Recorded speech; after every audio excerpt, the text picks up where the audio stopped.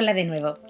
Hoy me gustaría hablar con ustedes de otro aspecto de la misión que realizábamos en Playa Prieta, sí, en Ecuador, en una zona rural de Manabí. Les he comentado en otras ocasiones pues nuestro apostolado en la Unidad Educativa Sagrada Familia y en la labor que se iba realizando con esos niños, con esos jóvenes, tanto a diario en las clases y como pues en los viajes misioneros también que hacíamos con los jóvenes del último curso de bachillerato. Pero pues aparte de la labor de pastoral educativa, de apostolado a través de la educación, de la escuela, también teníamos pues otros modos de hacer ese apostolado. Colaborábamos con la catequesis en la parroquia y en los distintos sectores. Se iban pues potenciando pues que la gente se inscribiera a recibir los sacramentos, porque pues aunque tengan mucha sensibilidad religiosa, no había estado tan cuidado ese aspecto sacramental y muchos niños pues no se habían apuntado a la catequesis de comunión, no se apuntaban a la catequesis de confirmación. La mayor parte de las parejas iban a vivir juntos pero sin estar casados.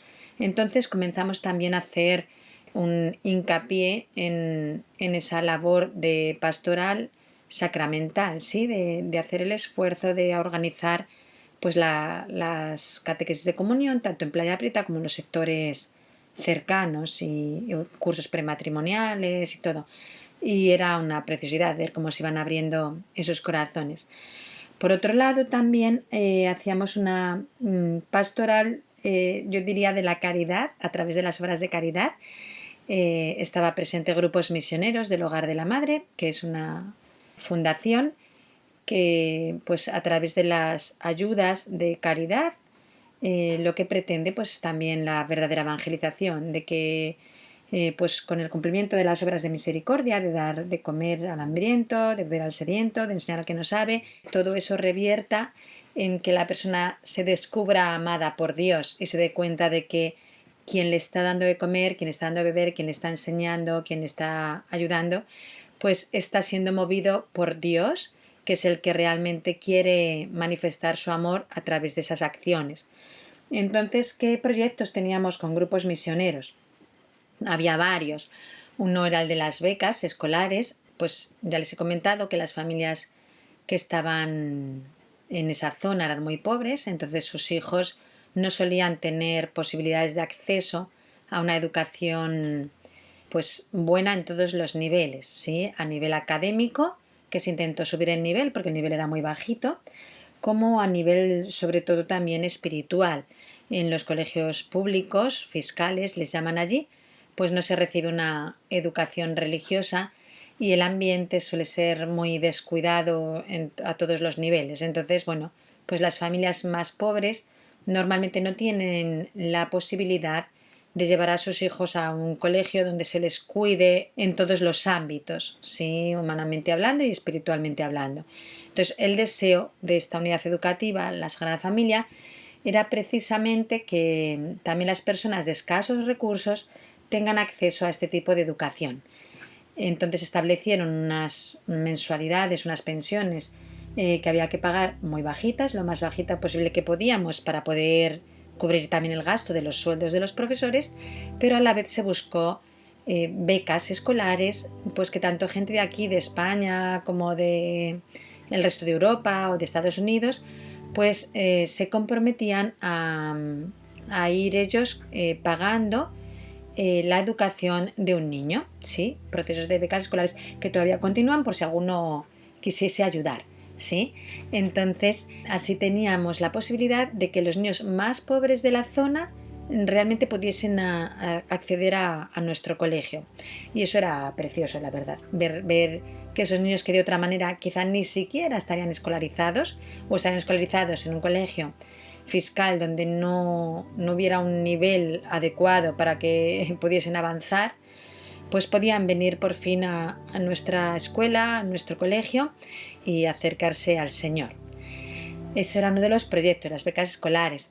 También había proyectos de apadrinamientos familiares que también quien quiera pues aún ahora pueden colaborar porque cada vez son más las familias que tenemos en situaciones de necesidad. ¿Y en qué consistía este proyecto? Pues consistía en que una vez al mes se compraba lo que allí se llama una canasta de alimentos básicos, que es, bueno, pues allí el alimento básico es el arroz, entonces se compraba arroz, aceite, sal, azúcar, pasta, lentejas, un pollo, leche. Entonces se intentaba comprar una cantidad de comida que es verdad que no le alcanzaba normalmente a una familia que allí suelen ser numerosas, gracias a Dios. Entonces no alcanzaba para todo el mes, pero sí pues podía cubrir 1 o 2 semanas y eso ya era una gran ayuda para las familias.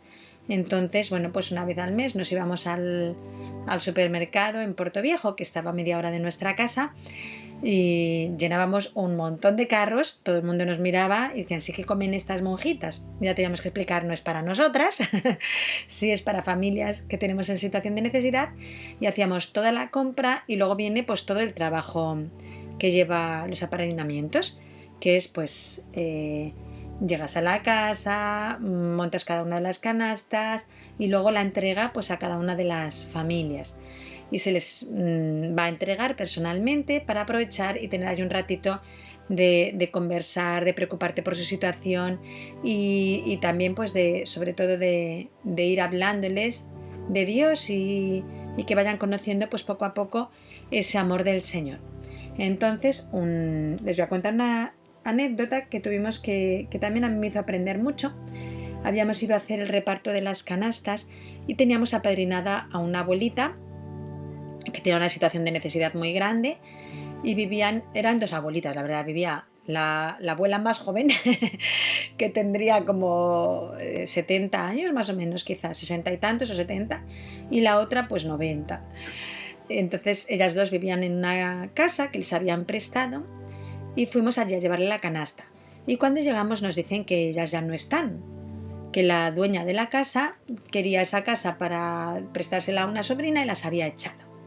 Entonces preguntamos dónde estaban y nos dicen que unos metros más allá y que estaban viviendo pues en el suelo. Sí, habían llevado un colchón y apoyadas como a una ramada, allí estaban viviendo. La verdad que fue impresionante la escena de irnos hasta allí y encontrárnoslas en el suelo, con el colchón en el suelo y ahí sentaditas. Claro, ante esa situación dijimos, hay que hacer algo urgente porque no las podemos dejar aquí en la calle, no conocíamos ninguna casa donde poder llevarlas. Una persona que colaboraba con grupos misioneros nos dijo, hermanas, pues venimos entre todos esta tarde, entre todos los del hogar, y le hacemos una casa, o sea, cortamos cañas al lado del río, montamos las cañas, hacemos la tilla, que con la caña la aplastas, la van macheteando y queda como tiras, ¿sí? Que pueden, clavándose a las distintas cañas, pues se va haciendo como una especie de pared. Y se le hace una ramada y al menos así para pasarla estos días hasta que se consiga otro lugar. Así que quedamos en eso, que a la tarde pues íbamos a hacer eso. Volvemos a la casa ya de repartir el resto de las canastas, estamos comiendo y empezó una tormenta como pocas he visto yo en mi vida. Unos truenos, unos relámpagos y una lluvia y caía que parecía, vamos, eso, el diluvio universal. Una cantidad de agua. Y entonces yo dije, madre mía, ¿cómo hacemos? Imagino que no vamos a poder ir. Entonces llamé a esta persona, a Naún, que es un laico del hogar, y le llamo y le digo, mira Naún, cómo llueve, entonces ¿qué hacemos? Y me dice, para mi asombro, me dice, ¿cómo que qué hacemos? Pues vamos. Y bueno, a mí no sé si era más la impresión o la alegría, porque claro, el escuchar de un laico, esa disposición de decir, da igual, que truene, que relampaguee, que llueva, hay una persona en la calle, pues nos vamos a hacer en la casa, y lo dijo tan convencido que pues no dudamos ni un minuto las hermanas. Así que acá cogimos las cosas rapidito, un chubasquero, lo que podíamos, y allí nos marchamos. Nosotras y nos acompañaron pues jóvenes del grupo juvenil del hogar de la madre, el HMJ, y laicos que también estaban viniendo a las reuniones. Yo creo que seríamos como unos 10, 12 personas. y parecíamos una compañía de construcciones, pero de allí. Entonces los hombres más fuertes se marcharon a la zona del río donde crecen muy fuertes las cañas y ellos se encargaban de ir cortándolas, los jóvenes las transportaban hasta la zona donde estaban estas dos señoras, otros iban rompiendo la caña para hacer la tilla, las señoras y las chicas pues ayudaban con lo que fuera, nosotras también. Y así nos tiramos, pues yo creo que fueron desde las 3 de la tarde hasta las 7 de la noche, o más tarde quizá. Y ya allí oscurece a las 6 y media, ya es noche cerrada, así que cuando volvíamos a casa se había logrado hacer las 4 paredes y haber puesto una ramada, de manera que ya podían dormir al menos bajo techo, por decirlo de alguna forma, y sin mojarse. Las dos abuelitas estaban emocionadísimas y nosotros estábamos muertos de cansancio, ¿sí? Cuando volvíamos empapados, bueno, el chubasquero ya no hizo nada, porque ante esa cantidad de agua íbamos empapados hasta los huesos, ¿sí? Entonces íbamos caminando de regreso a la escuela, serían como 10 minutos caminando, y lo que más destacaba allí era la alegría. Íbamos como entusiasmados. Parecía que habíamos estado de fiesta y es que había sido como una fiesta de caridad. Iban los adultos, los jóvenes, íbamos las hermanas y todo era como entusiasmo, una alegría interior profundísima, como que comprendíamos con muchísima claridad que hay más alegría en dar que en recibir. Si las señoras se habían quedado contentas porque tenían casa, no pueden ni imaginar el contento y la alegría que había en los corazones de cada uno de los que habíamos estado allí trabajando. Volvía empapado el cuerpo, pero sobre todo yo creo que iba empapada el alma, iba empapada de gracia, de acción del Espíritu Santo y de la alegría como un fruto del Espíritu Santo que desbordaba por todos los poros de cada uno de los que estábamos. Para mí siempre ha sido como un recuerdo tan grande de eso, de cuanto más te des, más feliz eres. Y cuanta más tristeza a veces en el alma, en el interior, es porque te estás reservando. Así que cuando empieza como la tentación quizá de la tristeza, para mí es un acicate el decir, uy, que aquí está faltando generosidad, que cuando el alma se da, Dios siempre es fiel a lo que ha dicho, ¿sí? Y el Señor devuelve el 100 por 1, siempre. Entonces, si yo me he dado, el Señor se me da con mucha mayor intensidad. Entonces, pues nada, para mí es la enseñanza de decir, date, sé generosa, porque revierte en bien de los demás y revierte también en el bien de tu propia alma, que como dice San Juan Pablo II, la persona se define como donación y solo es cuando nos donamos, cuando hay una verdadera felicidad en nosotros y empieza la tristeza y la infelicidad cuando nos reservamos en esa donación, porque entonces dejamos de actuar para aquello que hemos sido creados, para darnos, ¿sí? A Dios y por Dios a las demás almas. Pues esto es todo por hoy, hasta la próxima, Dios les bendiga.